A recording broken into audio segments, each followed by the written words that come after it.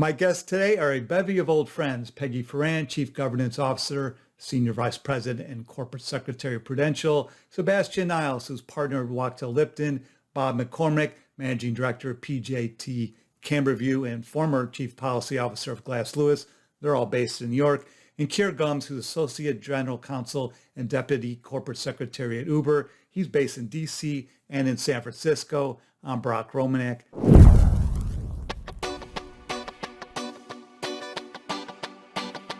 Thanks so much for doing this panel. Shareholder engagement, such a hot topic, been hot for 5 years. I think it'll be hot forever, although it doesn't seem like it's rocket science, but it is. I mean, there are so many experts now, and we need those experts like you all. And so thanks you so much for participating. So the first question I have, and I'll start with Keir, is how do you know who to engage with for a meeting? Who should attend? How does the briefing work? How does that all work here? Thanks, Brock, and very glad to be here with you. So for us, basically, the way we approach our shareholder engagement, and I should note there's basically two parts to shareholder engagement. There's kind of the portfolio manager and analyst part of the house, which typically our IR team, our CFO, and our CEO do most of those meetings. Occasionally, they want the governance folks, but that's mostly kind of on the financial analysis side. And then there's the other half of the investor house, which is the stewardship teams. And that's where my team tends to be more involved. And for those engagements, basically what we do is we start with a list of our top shareholders. And so we look at up to our top 50 shareholders. And then within that group, we try to reach out to all of them over the course of the year, but we definitely focus on a couple buckets. The first bucket are just the largest, right? So you want to make sure that your largest shareholders feel heard and that they have an open channel of communication. And so we always make sure, even if they don't respond, to ping them a couple times to give them the opportunity to engage. The second bucket are the shareholders that have reached out to us or to our management team, of which for Uber there are a lot. We have a number of governance and ESG issues that investors care a lot about. And so we do get a pretty significant amount of reach out. And so we always make sure to respond and to try to address whatever questions or concerns that bucket of shareholders has.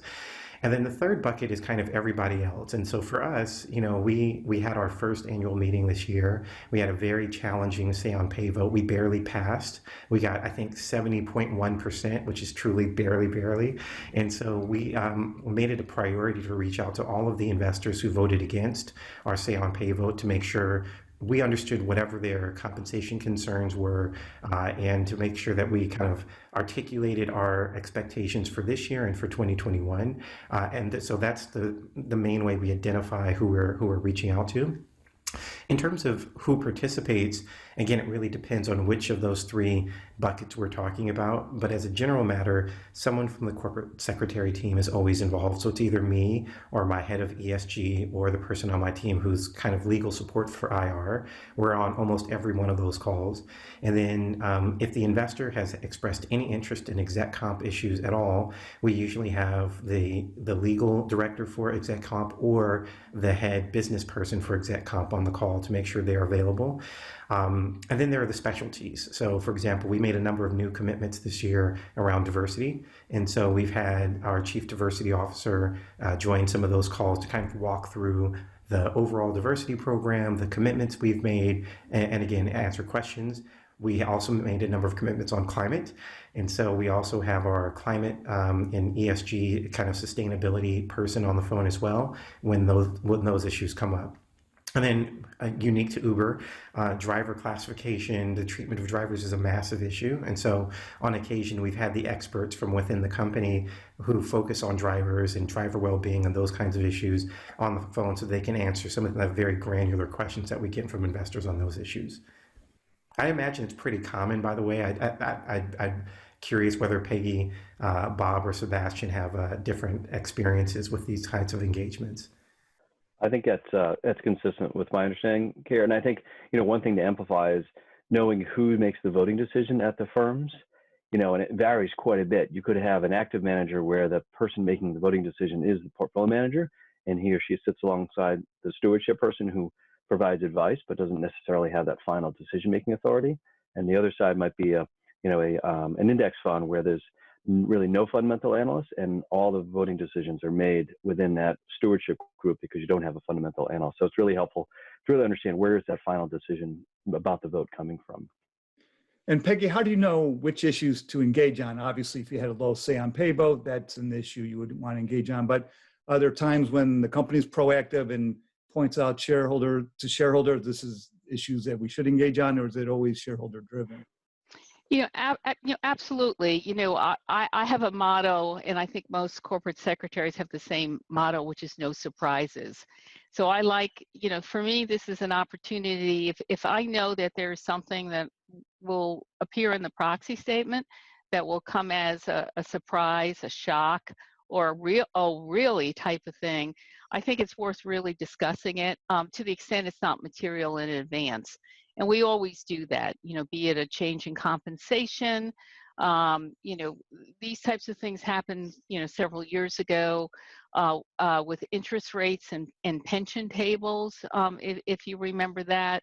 And so you got some unusual numbers that were coming up.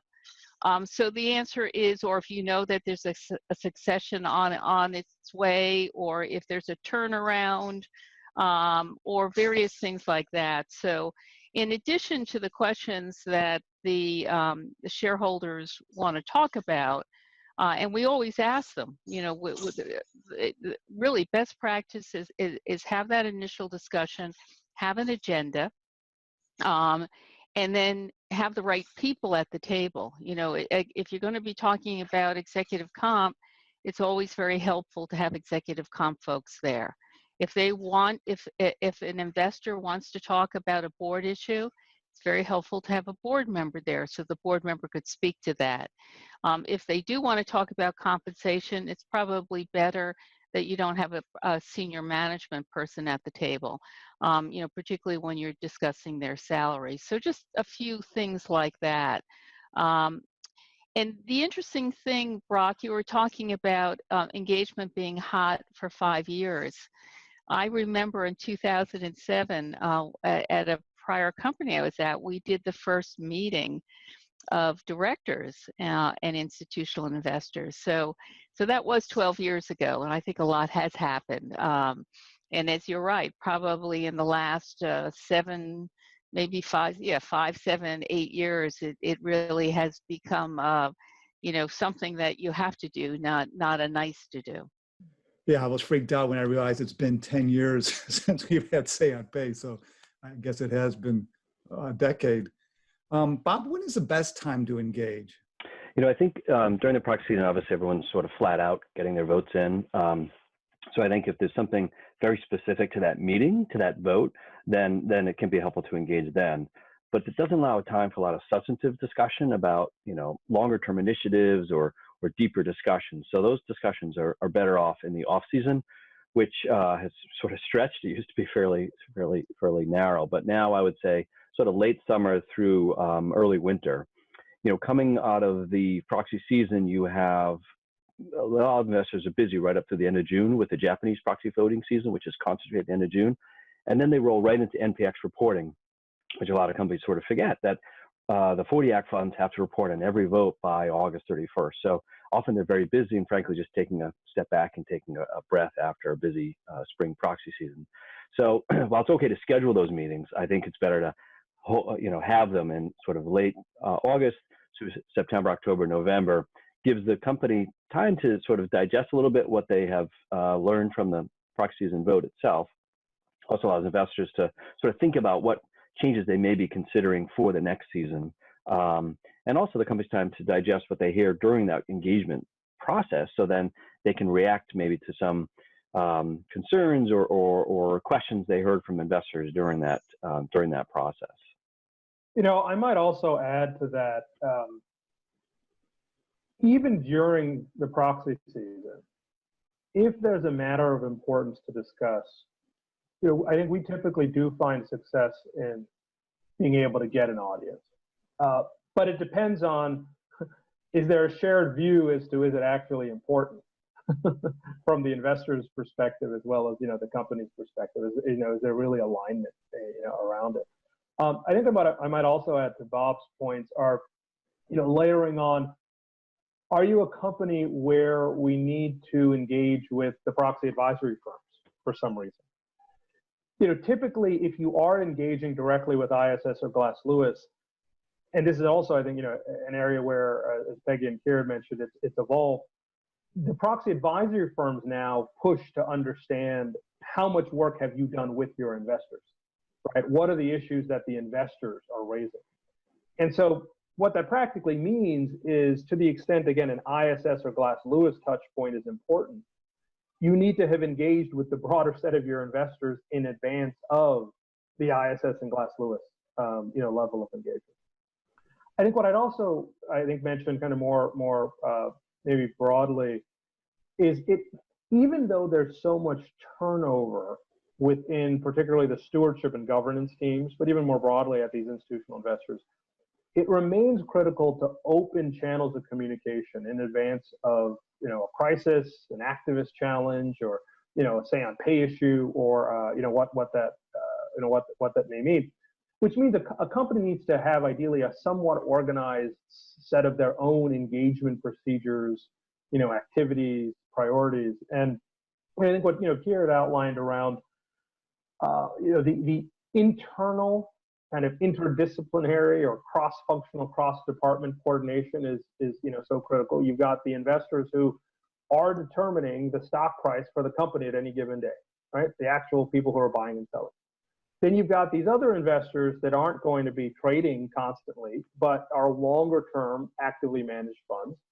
And then you've got this whole set of the passives, always sort of been a misnomer, but even more so now, the index funds, and you either have the really large ones or you have smaller ones, whether that's pension funds or others. And I think whether it's the question of how do you choose which issues to engage, or what should be your engagement calendar, or when to engage, you really do need a different approach depending on which investor you're dealing with, and what are the company's own priorities and needs around these issues, and also just what's the kind of the company's, how seasoned are they, how mature is their kind of engagement program, how much of it is a little bit of are we at quality versus quantity, or quantity over quality, right? It's the first time you're starting to really reach out to this broader set of investors. Or is it a company, where you've been doing it for 3-5 years, and you've already built such a good relationship that you can just do a little check-in, and if they say, hey, no need to meet, there's no risk to simply saying, okay, I'm going to take that for an answer. There is some cases where if an investor tells you, oh, I have no need to meet, you may be taking risk if you take that for an answer.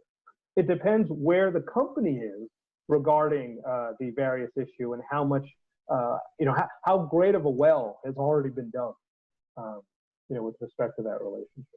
Hey, Brock. Sebastian, sorry, Keir. I was going to say, I want to stay on one thing that Sabastian said, which I think is, all of it was great, but there was one thing that I realized we weren't, I'm not sure otherwise we're going to cover, which is the role that ISS and Glass Lewis play in all of this.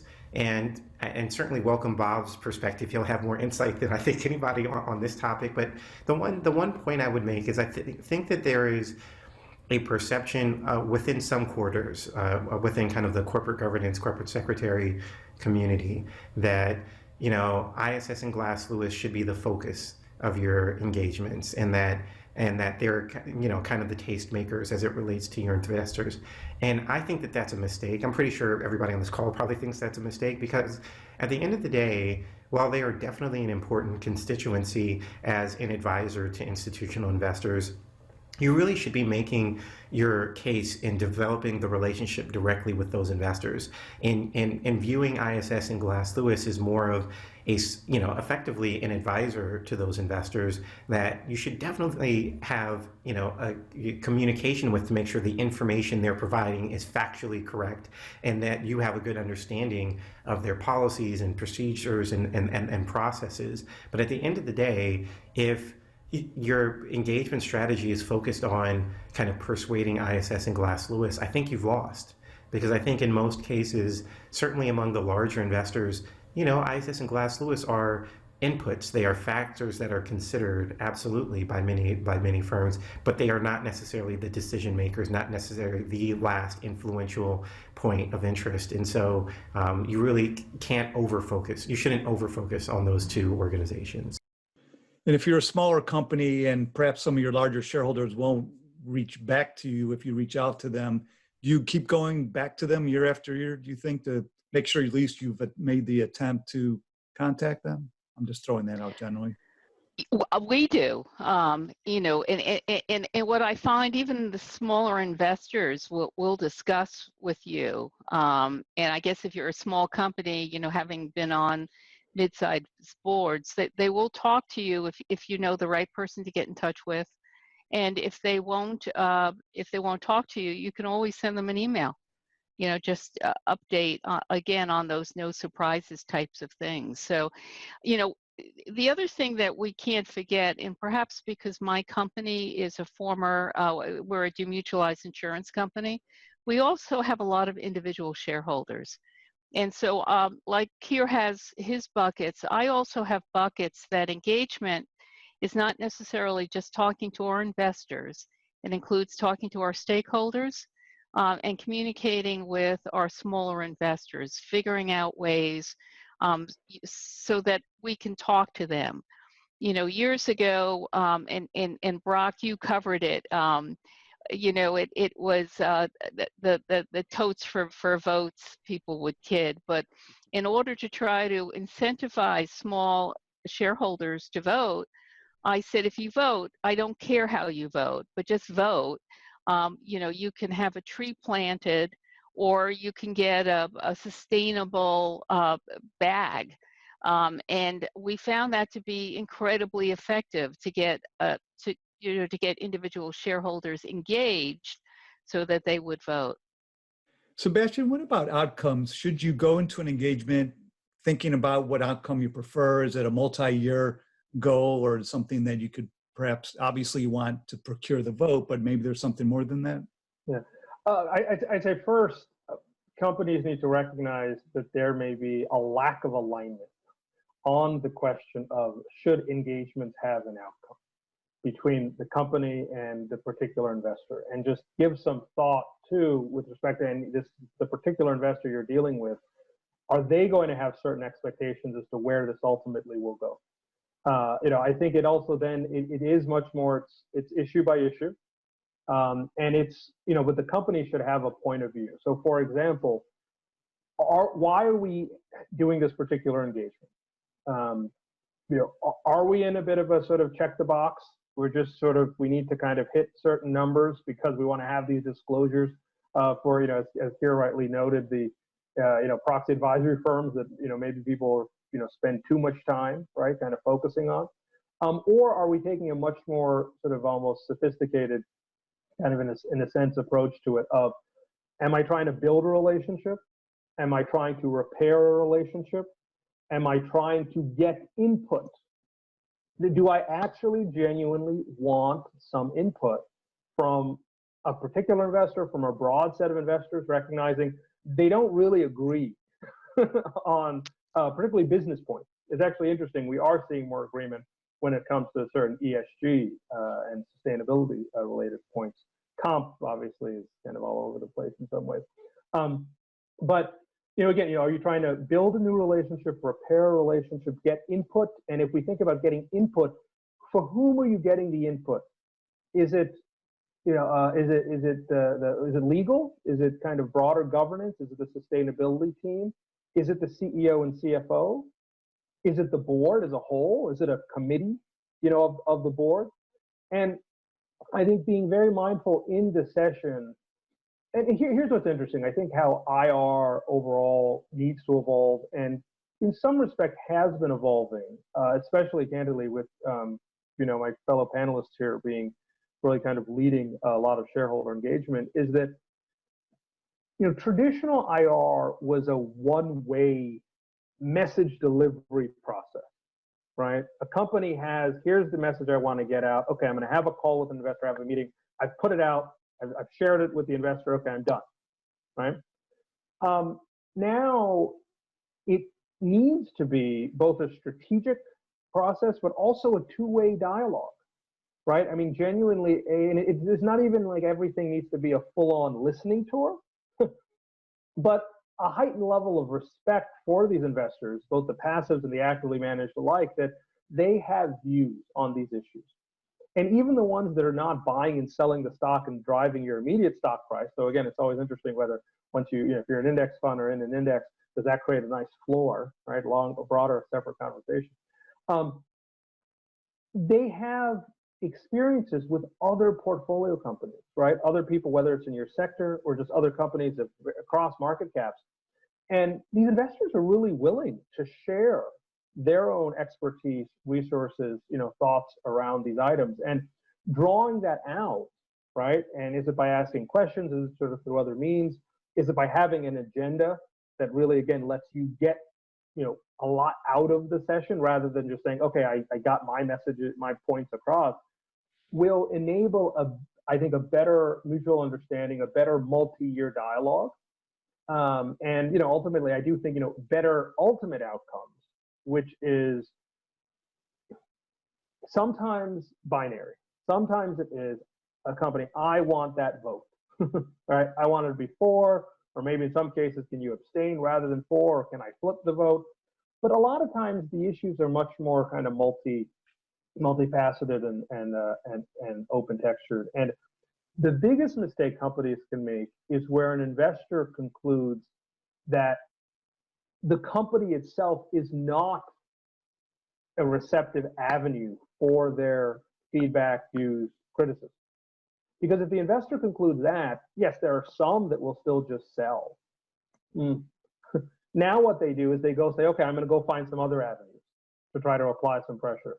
And then you're going to be engaging a lot more after that occurs than you thought you would be at peacetime. Not a pleasant engagement. Maybe I can just jump in there because I think, you know, Sebastian has a lot of good points. And one of the points that in terms of outcomes is the kind of building relationships. And that is important for any proxy vote, but particularly in the context of a potential proxy contest. You know, if your company has never engaged with their shareholders until there's an active live contested situation, it's going to seem a bit more reactionary to that rather than having built up that relationship and drawing upon that deep well that Sebastian talked about of, you know, rapport and goodwill. So even though they may not have anything substantive or specific at that point to talk to, and they may have enjoyed support from that shareholder or shareholders in general, it can be really helpful to develop those relationships prior to an activist or even a sort of contentious, you know, shareholder proposal, vote no campaign, something like that, and allows them to develop that opportunity and relationship with that investor that if there is a sort of hiccup, they can kind of draw upon that goodwill when it comes to actually to an in-season quick call about, hey, remember we talked about this, or remember we met 6 months ago, just want to check in and see if you have any questions about the vote. That can be really helpful. And Keir, let's get into the weeds a little bit. What does the engagement typically consist of these days? I assume it's mostly Zoom calls, perhaps some phone calls, but is there a deck typically prepared, or is it a one-pager or nothing in writing? Yeah, so I'm actually very curious about what other folks on the phone's experiences. So we do have a deck that we prepare, and it tries to actually incorporate many of the points that the folks on this call have already made, meaning if there is a specific objective for the meeting, we try to include that in the deck. We always include an agenda in the deck. It's usually influenced by when we're setting up the engagement, we ask them what they want to cover, and we make sure those topics are also included. And then the extent to which we actually kind of go through the deck page by page absolutely depends on each engagement. In some engagements, they want us to walk through the deck, and others they don't. I will say for the engagements where our chairman of the board participates, we tend not to over-rely on the deck. We kind of give him the latitude to just talk about whatever he thinks is interesting that the investors want to talk about, and use the deck more as a background tool if needed to kind of set the stage for the meeting itself. I know that there are some issuers who like to do kind of a one-pager. I think for us, at least, particularly with the stewardship ones, but this also applies to the general engagements we do with analysts and PMs, and we find it's more useful to have a document that kind of walks through the key things in case we don't cover them during the session, so they have it as a leave behind. It also does require that we are cognizant of Reg FD and making sure that there's everything that's in there we've already said elsewhere, because investors never want to be tainted on these calls, so you have to be very mindful of that. But that's at least what our practice is. Yeah, I would say, Brock, when we talk to our clients, it's a lot. It depends a lot on the company because and the investor, right? So you have a company like Uber. Everyone uses Uber. Everyone knows what it is, so that doesn't need a whole lot of explanation about the business, particularly to a fundamental analyst at a investment firm. But if you're a company who your type of business isn't sort of a consumer business, may not be as generally well known, and you're talking to an analyst at an index fund, they just may not be familiar with the industry, let alone the company. So in that case, you need a little bit more explanation about the company, industry, maybe strategy. So it's often, tailoring the comments and even the deck sometimes to the investor, depending on, type of company and of course what the issues are. And just, having been on the other side of receiving 40, 50 page decks, those are really not the most helpful way to encourage a conversation, right? I think the dialogue is better than kind of flipping through a deck, having seen that from my Fidelity days in Glass Lewis. So I think kind of a 10 to 15 page deck is probably the sweet spot, depending on the issues. But really trying to encourage more dialogue. We can refer the deck later as kind of a leave behind. Like, oh yeah, they covered this, and when you go to make the voting decision, they have that at their fingertips. It's interesting. I'm not a fan of decks. I'm definitely a fan of an agenda. I'm a big fan of dialogue. And so I generally do not do decks unless there's a specific issue that they want to talk about. And then I will do a very short deck. I for all the reasons that was said, I think a lot of people rely on them and go page by page. But I think, to build those relationships, as Bob was talking about, I think it's important to have that dialogue, and it may go someplace else. So I'm just not a fan of decks, which is interesting. I remember when I started my first company, the general counsel said, "I want to see your deck." And it took a little convincing. No, we'll handle this without a deck. Yeah. The one context where, we are pretty firm that a deck is important is in a sort of specialized context, which is in the proxy fight, right? Where you have, of course, but that's sort of the distinction I was going to make. In the proxy fight, probably the activist, or looking also be the hostile bidder, that kind of constitution, they put out their deck. So it's okay, we better have our deck, right? And what's the sort of investor sort of facing deck? But I think, Peggy, you're raising such an important point of, in a sense, what's occurred. I don't get too philosophical. Just remember, so if you got the same 20, 25 people, for folks in the audience here, right? Same 20, 25 people now like control all of America's corporations, right? There's a lot of others too, but it's like the same set of people. Each of them, even as they increase their teams, they're involved in every single hostile, contested situation. And so the tools and what they see and the arguments that are made and how, yes, the activists and some unsolicited bidders, the seeding of doubt that is being placed in their minds around how boards really function, how management teams really function, it sometimes sort of stays with them. One of the issues that's occurred sort of with these decks was the idea of, well, hey, let's use proxy contest technology, like these tailored decks and messaging, and let's just port them into regular peacetime engagement. It has led then to this almost sort of proliferation of, okay, for regular engagement, you need to have all these sort of sets of materials. Where I think it's, Peggy is sort of rightly flagging, that may not be the right tool sort of for the job, right? And as, Keir is highlighting, it's a much more kind of tailored, what is going to be useful, what is going to help sort of enable, the right kind of discussion. And I think, look, it also goes to director level participation. Again, in a proxy fight, I mean, we have to ship almost, not necessarily the whole board, but it actually becomes, can you get a significant subset of the board, a majority of the board?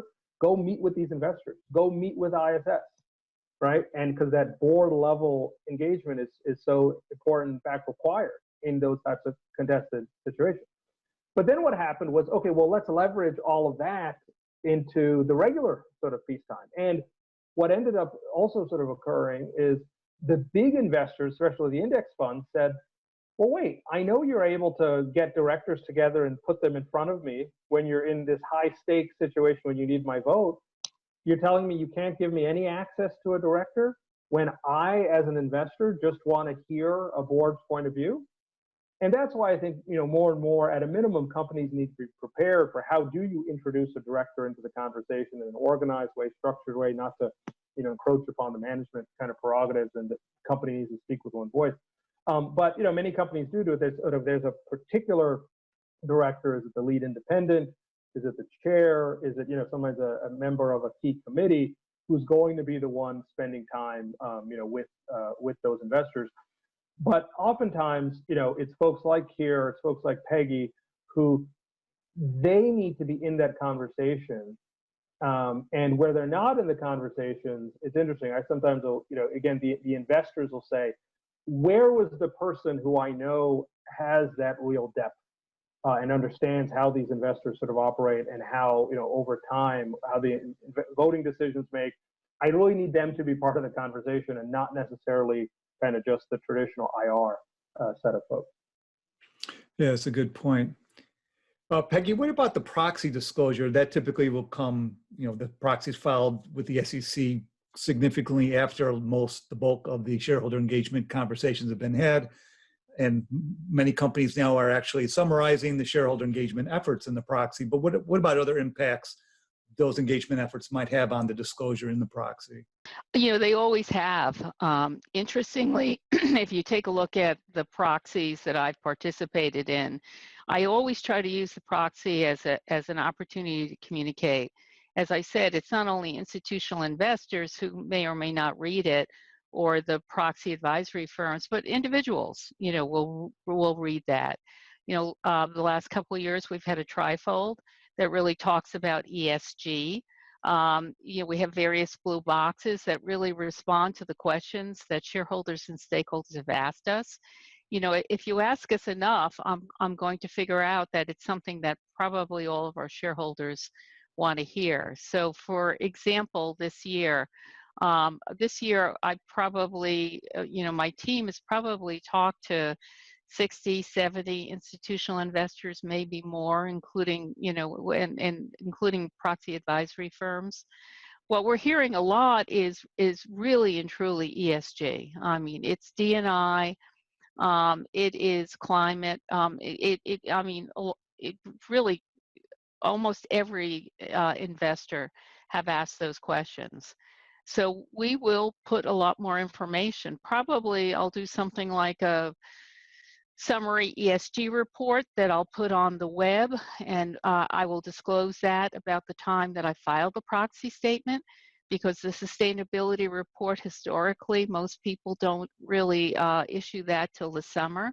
So in order to give that information to investors that are asking for it, but there is a significant increase in those types of requests.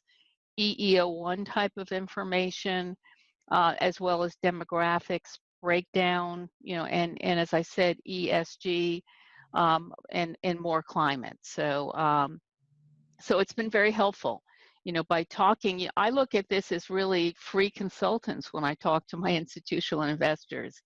It gives us an opportunity to discuss what's important and why it's important.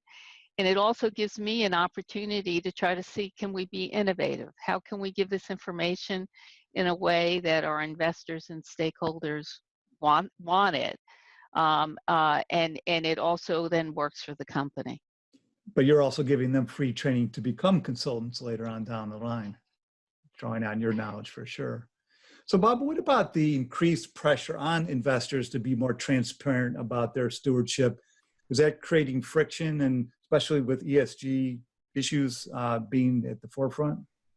It's been interesting to see the kind of progress alongside of a continuum where investors had, for years, been approaching the engagements as, well, we're more effective if we're kind of quiet behind the scenes, quiet diplomacy. We can be more effective in ensuring the high level of trust in terms of what information is shared back and forth. And they're impact on companies was therefore more opaque. So I think, with them moving more forthright into ESG issues, with becoming PRI signatories, and expectation that as stewards they would be more consistently engaging on these issues and then reporting out to the PRI. I think they also felt that this is a way to kind of tout their efforts. And if you look at some of the big index funds, the competition for assets is pretty fierce, and this is a way to show how progressive they are in certain areas. So this, I think, is part and parcel of that, as they've devoted more resources and been more fully engaged really throughout the year on these issues. They're encouraging companies through more public means. Now, I think for the engagement, it means that companies should be a little circumspect in terms of what information they might be shared with companies, although they are already because of Reg FD and other reasons. In that what they share may be certainly used in the decision making, but potentially included in a white paper or a discussion about a particular vote. And I think the investors are using that to kind of show their credentials. So I think they're trying to walk that line between promoting, encouraging dialogue, but also kind of showing what they're actually doing. I think for years, and I go back to my time at Fidelity when I used to engage with Peggy back then, the investors were sort of blamed for not doing enough, and I think as a result, they felt that they needed to be more transparent about the efforts and the resources, and specific instances where they made a voting decision, they may want to provide some information about that voting decision, which helps not just that subject company, but other companies as well. So it kind of cuts both ways. It can maybe inhibit the conversation a little bit if there's a feeling that what the company's saying may come out more publicly and from that investor. On the other hand, it provides more transparency about the decision making, because the guidelines they're finite, right? They can't cover every possible situation, and there are lots of permutations within each situation. But having a specific instance described in a sort of white paper or case study can be very instructive to other companies as well, about sort of the thought process and what direction that investor might be headed. It has revealed how the spotlight on boards managing public companies, though, has shifted to the spotlight on these institutional investors, where companies for years had to deal with the name and shame type of dynamic, which it's, to some extent has kind of evolved to a more constructive area vis-a-vis investors. But that's happening to your big investors too now, and it just leads to reality for companies, which is that it is harder now for companies to secure support from major investors when it comes to potentially high-profile shareholder proposals, other contested situations, sometimes even say on pay related items, and not always solely because the merits are harder to figure out. It's more that the asset owners or the media or others are now going to be pressuring and scrutinizing the companies and the investors as to why did you vote the way you did, right? And that engagement and stewardship should be measured by how many votes have you made against the company, which obviously we don't think is the most sensible way to do it. And switching gears a little bit, Sebastian, what about the pandemic's impact on engagement? I assume Zoom is being used, and does that impact the nature of engagement at all? It's interesting. Look, I think it's had a number of impacts. So certainly the shift to virtual meetings has led to the following sometimes surprise for companies, which is, oh wait, Vanguard and BlackRock are now attending my meeting. Doesn't happen that often. And then Vanguard, BlackRock, and State Street and some others say, oh wait, this is how annual meetings are actually run? Why isn't there more of this or that? And it's hold on, okay, these meetings are typically pretty perfunctory, right? Which has also then created the opportunity of, should your meeting itself be having the business presentation speak to a broader set of audiences. Obviously every company, particularly candidly, what their revenues are, market cap as approach it differently. It's funny, we were in the middle of and then had to design the first virtual meeting proxy contest. And there's a whole set of rules that get kicked in, and Broadridge doesn't provide or hasn't provided support for that. And so really the platform, the rules, how are we going to structure it, the different votes, deal with what if the system kind of goes down. But I find it, investors are really open to engaging virtually. The truth is, in some ways, it has enabled more engagement because people don't have to fly to, okay, if I want to be, who are my Boston area investors, who are my DC area, I go to Baltimore for T. Rowe, and then, okay, now I got to get to the West Coast, or if I'm already in the West Coast, now I have to get to the Midwest or the East Coast, or, something like that. You can have a lot more touch meetings. Some people do Zooms. There's some investors. Actually, it's funny, ISS, the proxy advisor from ISS, is saying, we're not doing Zoom for, certain situations. We're just going to do a call. But it varies. Sometimes they will do Zoom. So I think there are elements where virtual engagement is facilitating kind of deeper, more expansive touch. But you have to find ways. How do you communicate with each other on the company's end if you're not all in the same room together? I'd love to hear what my fellow panelists sort of think about this. I agree, and then I disagree. I think it really depends on the institutional investor. I think with some perhaps they're not quite as open on a Zoom or WebEx or another platform. I suspect that we're still going to go back, and I think this goes back to what Bob said, that personal touch, that relationship. What builds that relationship, not only for now, you really can look someone in the eye. You can understand, are they being truthful, or are they giving us the same statement that everyone gives? Everyone says X, everyone says Y. So I think that type of trust comes after several years of knowing the person, knowing the company, knowing the culture, and that's just a little harder to get virtually or even over the phone. So I think it's going to be used, and particularly, Sebastian, as you were talking, I think an activist situation when you have to hit everyone quickly, I think you'll probably divide and conquer. You'll divide those that you can do virtually, and I think the ones that you really need to see face to face, I think you're going to continue to see them face to face. But that's just my opinion. I think it's a very good opinion, Peggy. It's interesting. I agree with both of you. I think ultimately, as you were speaking, I kept thinking it's a quality versus quantity issue, and that we can do more. First of all, I love working from home.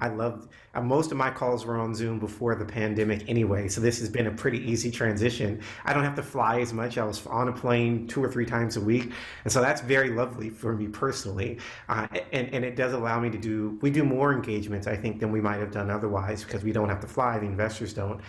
But to your point, Peggy, I also think there is a qualitative difference, being that when you're in the room with someone, to your point, you can make the eye contact. But more importantly, I find that there's a lot of value in those conversations you have casually just before a meeting starts or just afterwards as you're walking out of the building, like those sorts of things. And I think those can be really, really useful for creating that human connection that we all are missing in the Zoom era. And so I do think that is a component that is missing from the current process. That, does that move the stock price by a couple pennies? Maybe, but it certainly improves the personal relationships you develop.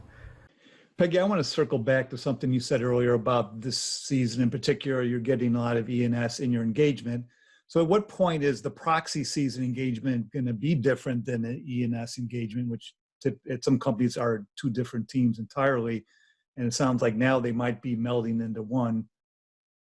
I do believe they've melded into one, and I've believed that for a while, and that's why I'm very fortunate because sustainability is under me, because I realize many of the discussions that I was having, it's not just governance.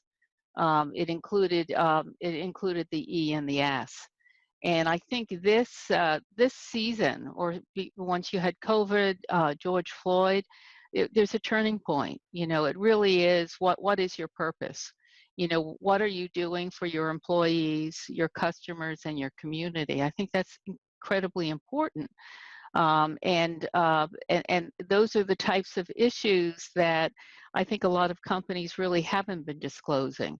You know, as I said, the request specifically for more information. You know, I think historically we've all told our really good stories on, for example, on diversity. Now our investors and stakeholders want us to back it up. You know, we talk about sustainability and climate, but are you using a framework? You know, what are you disclosing? How are you disclosing it? Will you continue to disclose it? So I think it really has melded, and to be quite honest with you, I think it's been happening for a while. It's just gone up several notches in the last 6 months. Yeah, Proctor, I would add, you know, having been at this for a while, I think we've solved the G, right? Like the boards who were not, you know, sort of de facto independent, they met every independent standard. Shareholder generally satisfied with compensation programs, very high support. And now there's more of a focus on the S of the ESG. And I think, you know, in talking to a lot of my clients, a lot of them already have good practices. They just haven't disclosed them, kind of to Peggy's point. So it's really helping them think like, well, geez, you do this. Let's tell shareholders about it. They're curious about, you know, your initiatives on not just attracting diverse candidates, but retaining and promoting them. And some have really good stories. You know, some don't. Some are in the process of developing those initiatives, but it's really about communicating them. And investors are realistic. They don't expect every company out of the gate, particularly smaller companies with fewer resources, to, you know, report on SASB and you know, meet all the standards for the various and growing number of you know, frameworks. But they do want to see some progress, some board recognition, some board oversight on these issues. And I think there's a lot already implicitly being done by every board on some of these issues that we can just kind of begin to communicate that what's already being done, and then help companies sort of continue on that process towards, you know, meeting sort of, unfortunately, you know, for companies, changing goals, you know, more and more stricter expectations from shareholders on a lot of these issues. Keir, do you want to lead us off on final practice pointers? Sure. So I'll make it fast. First one for me, or the only one for me at least, is to be an active listener. I think on some of these calls, you often go in with an agenda, especially if you have specific things you're trying to address on the call, or you've got your chairman on the phone or chairperson on the phone, and they have things that she or he may want to talk about. And I think it's really critical to try to pause and hear what the investors are saying and asking, and to receive the information and respond to that, as opposed to just sticking to the script that you went in with. Yeah, and I think recognizing the differences among shareholders, you know, an active manager may have very different interests and priorities than a passive manager, and speaking to an active manager as if they are a passive is not going to go over well. And then just one quick anecdote, I think just, you know, just very precise choice of language. I was in an engagement once and had a terrific engagement with the CEO chairman, and he said almost in passing, well, that's the type of director I like to have on my board, which kind of gave the impression he's deciding who goes on his board. I don't think he ultimately meant it like that, but that language can matter if you only have that finite time period with that particular person. So I think, you know, you get very close to your own information. Think about how it might be perceived when you're sharing that. You know, I'd say, you know, one, the year-round approach to engagement and input, and how to, you know, engagement map with a company's own calendar for making key decisions. You know, as folks outlined, I think also the distinction between, you know, what you're communicating and then how to communicate. And just on the how, you know, the letters to investors now, whether it's a letter to the CEO that goes on the annual report, whether it's the letter that includes the voice of the board in the proxy statement, those are really powerful ways to ultimately kind of articulate both the kind of company management perspective on items, but also kind of confirm that there is a set of board priorities, engagement, and support, you know, around these different areas. Well, I like Bob, watch your language, because I know in prior years there were things that were said, and I was like, oh my gosh, I wish they didn't use that word. But I go back to what I say, no surprises. This is a great opportunity to talk to your investors and also get advice.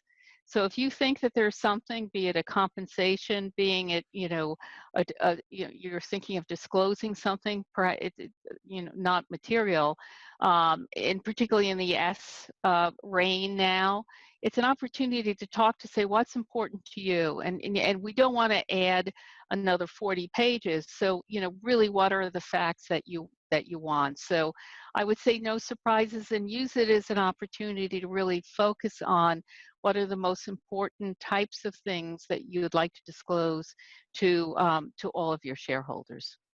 In my practice pointer is if you're putting a panel together about shareholder engagement, get the best of the best. This has been tremendous. I'm almost in tears. No, it's great. It's just been a great panel, and I'm so happy to see friends on Zoom during this crazy time. Thank you very much. Thank you, Brock. Thank you all. Thanks, Brock. Thank you, Brock. Good seeing you all. Brock.